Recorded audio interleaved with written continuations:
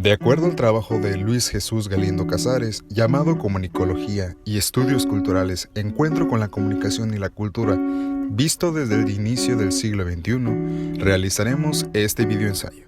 A grandes rasgos exploraremos el camino que ha tenido la comunicología y los estudios culturales desde su origen, destacando la implementación de diferentes disciplinas que ayudaron a su concepción como ciencia. Para finalizar, mencionaremos cuál es el papel actual de los estudios culturales en la sociedad. Así que empecemos. Para conocer un poco más de la comunicación y la cultura, debemos viajar a los orígenes de estas ciencias a un par de siglos atrás, exactamente en el siglo XIX. De acuerdo con el proyecto Comunicación Posible, en aquella época aún no se veía la concepción de la comunicación y su relación con los estudios culturales. Sin embargo, empezó a formarse a partir de los estudios social simbólicos que se venían desarrollando en aquella época. Exactamente en el siglo XIX, la figura conceptual de cultura era relacionada a la connotación de la alta cultura. ¿Y qué es la alta cultura? Son todas aquellas expresiones artísticas que hoy en día conocemos como bellas artes, como la pintura, la ópera, la música orquestal, etc. Una concepción muy distinta a la que tenemos hoy en día con el término cultura. Años después, casi a finales del siglo XIX, emerge la antropología, aquella disciplina que era aplicada principalmente por las colonias europeas, y después transitó a los países dominantes y conquistadores. Dicha actividad define el pasado en el presente antes de la llegada de los famosos estudios culturales.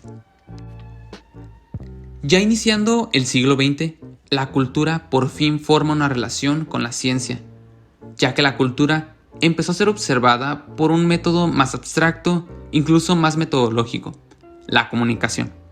Aunque la concepción de la comunicación como ciencia aún no se había considerado en su totalidad. Tiempo después, la cultura y la historia empezaron a tener trayectoria y relación. A pesar de sus diferencias disciplinares, la cultura puede ser estudiada por nuestro viejo amigo, la antropología, quien estudia el presente, y la historia, quien estudia el pasado. Ya en la década de los años 30 y 40, el campo académico de la comunicación finalmente tiene su aparición. Su emergencia disciplinaria se debió al enfoque que le daban los Estados Unidos a los medios de difusión, como la televisión, la radio, la época dorada del cine, el periodo, aquellos medios de comunicación que influenciaban y determinaban la configuración social de aquella época. En la década de los 60, se desarrollaron los estudios culturales en Europa y Estados Unidos. Vemos el nacimiento de diversas escuelas de la teoría crítica y de análisis social.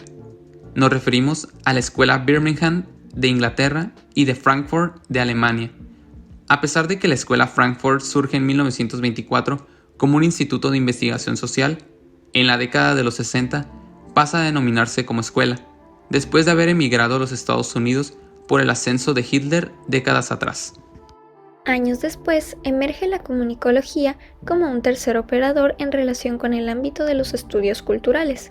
Dentro de ello, se le da importancia determinante a los medios de difusión para comprender la cultura, basándose en el proceso básico del proceso de comunicación: emisor, receptor, mensaje, canal y retroalimentación. Después, surge la sociología cultural, tras la ocupación que tuvieron los estudios culturales en el puesto que dejó la antropología. Finalizando la década de los 60, emerge de manera masiva la comunicación. De ahí, toma una visión distinta, enfocándose en las configuraciones subjetivas, simbólico-semiótico, de los diversos actores y grupos sociales, con ayuda de los estudios culturales ingleses. Iniciando los años 70, nace el campus académico latinoamericano de la comunicación, usando el molde norteamericano, pero con fuertes influencias de rebelión en contra de sus ideologías capitalistas y supremacistas, utilizando pensamientos de política izquierda e influencias europeas como el marxismo y el pensamiento gramsciano. Entrando en los 80, el teórico español colombiano Jesús Martín Barbero ayudó a pedagogizar a la comunicación histórica latinoamericana y la concepción de las industrias culturales, aportando diversas teorías comunicacionales y sociales para comprender el contexto social de aquella época. A finales del siglo XX se desarrollan los estudios culturales en América Latina, con una versión adaptada al modelo de Martín Barbero. Tenemos como ejemplo al académico mexicano Guillermo Orozco Gómez, que desarrolló el enfoque cultural y comunicativo en el estudio de la recepción de los medios y alfabetización audiovisual, entre otras teorías que propuso. Ya en el siglo XXI se da apertura a nuevos aires, incluyendo una revisión crítica de todo lo sucedido, así como al aprendizaje que han dejado los estudios culturales y la comunicación, abriendo un futuro a la ciencia y reflexión sistemática de la cultura y las nuevas formas comunicativas que se desarrollaron décadas atrás. Ahora, ya que conocemos la trayectoria histórica del estudio de la cultura desde la antropología y la comunicación hasta la concepción de los estudios culturales, ¿qué función tienen los estudios culturales? Bueno, los estudios culturales es considerado por medio de diversas escuelas del estudio social como una disciplina que analiza el mundo contemporáneo. Exactamente se enfoca en los fenómenos sociales y culturales. Utiliza diversos programas de estudio para realizar su análisis como la antropología, el estudio científico y las ciencias de la comunicación.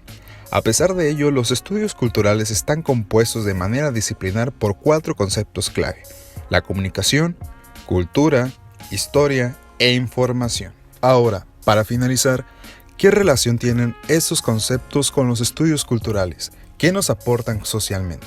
Bueno, existen 4 razones que simplifican la función que tienen los estudios culturales con las ciencias ya mencionadas. Para ello vamos a mencionar estas 4. Primero, la relación comunicación y cultura. Tiene un papel importante en el análisis social, donde la cultura está asociada a las formas de lenguaje y expresión, mientras que la comunicación las analiza y asocia con la interacción. Hay diversos ejemplos de esta relación. Por ejemplo, los egipcios utilizaban ciertos símbolos para comunicarse, y solo esa cultura los podía interpretar. Así es el caso de los mayas, donde su representación y construcción de pirámides comunicaba algo que hasta hoy en día no comprendemos en su totalidad, pero ellos fácilmente lo entendían, con el simple hecho de que ellos desarrollaron ese lenguaje en su propia cultura. Relación número 2. Información e historia. Este conjunto está enfocado en analizar el contexto del pasado, donde la historia es una configuración y almacenamiento de los acontecimientos del pasado, y la información es el contenido que se registra. Tomamos como ejemplo la Biblia, el cual es un método de preservación de diversos acontecimientos del pasado, por medio de una información escrita. Relación número 3. Comunicación e información. Es la unión que tiene la capacidad de representar el dinamismo del mundo, además de una concepción abstracta de los distintos conceptos en las interacciones sociales. Bueno, ahora sí un poquito más descriptivo.